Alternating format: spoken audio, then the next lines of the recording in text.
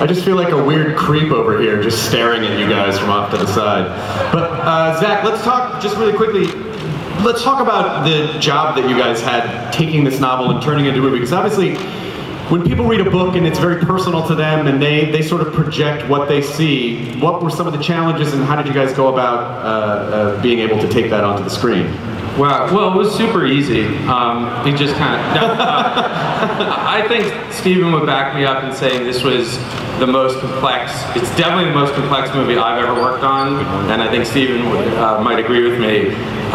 There's so much material, there's so much stuff in the book that you can use, that just to find a way to winnow it down and tell a story that can fit into a reasonable length, so that's not 11 hours, that in itself was a challenge. But to be honest with you, I thought, well, this will never happen. We're never going to be able to make this movie because yeah, we need like Steven Spielberg to direct it, or otherwise we're not going to do it. And to be honest with you, when they told me they were going to send it to him, I was like, oh, he's never going to do it. So yeah, that made everything a lot easier. that really helped to get the only guy who could make this movie to direct the movie. Yeah. Tye actually has a VR production company. Is this correct? Yes. And what are you working on right now? Ready Player One. But you can't say. No, I mean, I was obsessed with virtual reality when I heard about this project, and I was like, oh, holy shit! Steven Spielberg is doing a VR movie. I can't wait to see that. Yeah, and so I mean, just to be even involved in the smallest increment, I think I'd have been so fortunate. But you know, now here we are at Comic-Con, and I'm so happy to be here with all you guys. Teach, you're just dying to. Tell everybody that I'm wearing my Elliot. Yes, yes, yes.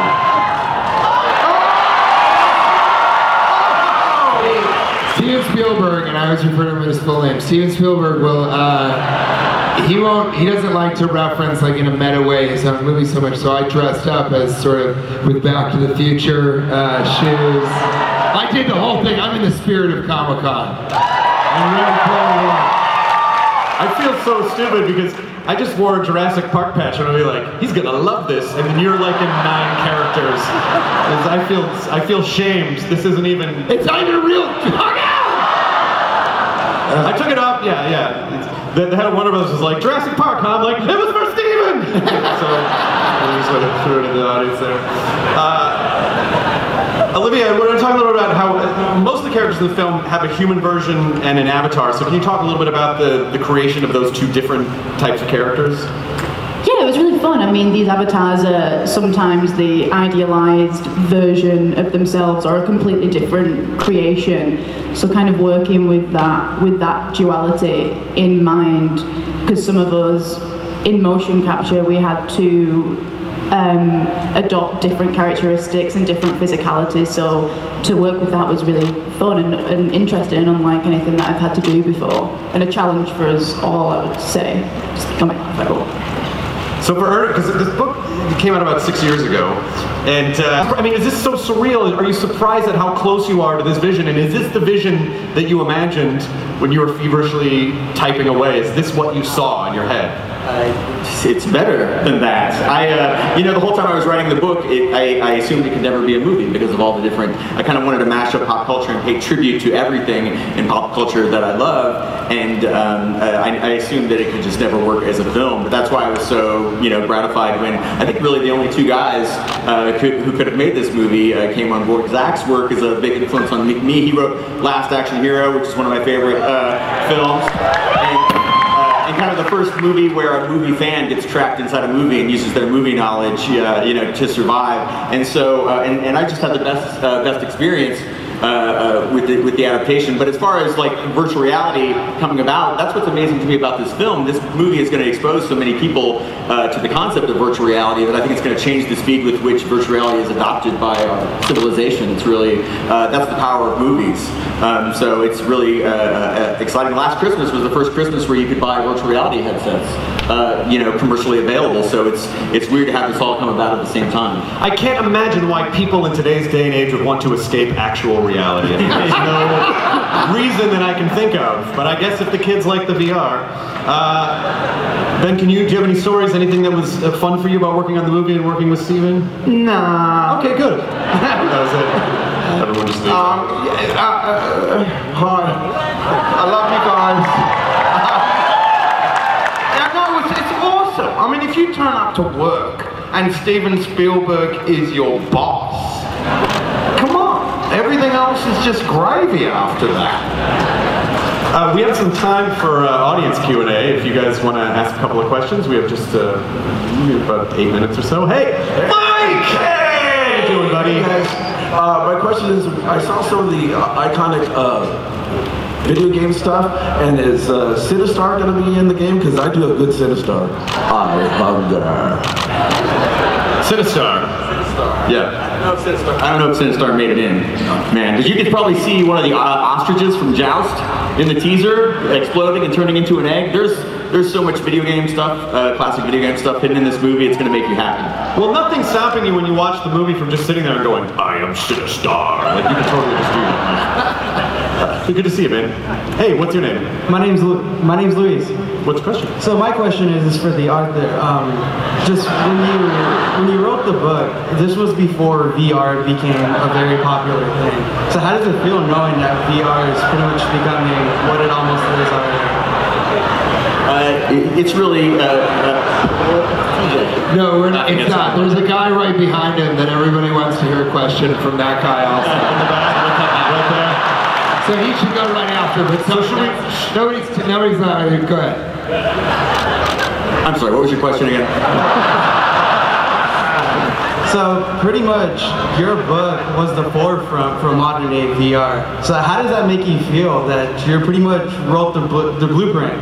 Oh, you're so kind. You know, it makes me feel a little bit like Arthur C. Clarke, you know, predicting the satellite before it was actually invented. But when I wrote Ready Player One, I was standing on the shoulders of a lot of science fiction giants like William Gibson, who wrote Neuromancer, and Neil Stephenson, who wrote Snow Crash. So I was not the first person to envision virtual reality. I feel very fortunate, though, that I wrote a book kind of predicting the potential of virtual reality right at the time that it was about to come about. And that was the most amazing thing to me. Like companies like Oculus and HTC Vive, they give copies of Ready Player One out to all their employees to help inspire them and show them the potential of virtual reality. So it's just it's a huge honor. It would be the second biggest honor of my life. And it was a little bit more accurate than Lawnmower Man, I think also. I want to get a question from the guy. Go ahead. His question is, when are you going back to your home planet, TJ? That's his question. Once the task is done.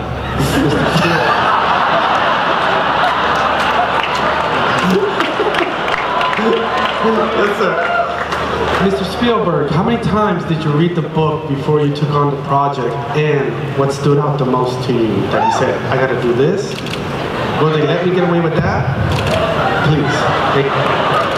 Will they let me get away with putting some of my own movies in this movie and not be vilified for some kind of grand act of, you know, grand larceny of vanity or something like that? Because so many of the iconic moments that were chosen by Ernie happened in the era of the 80s that I was very much involved in.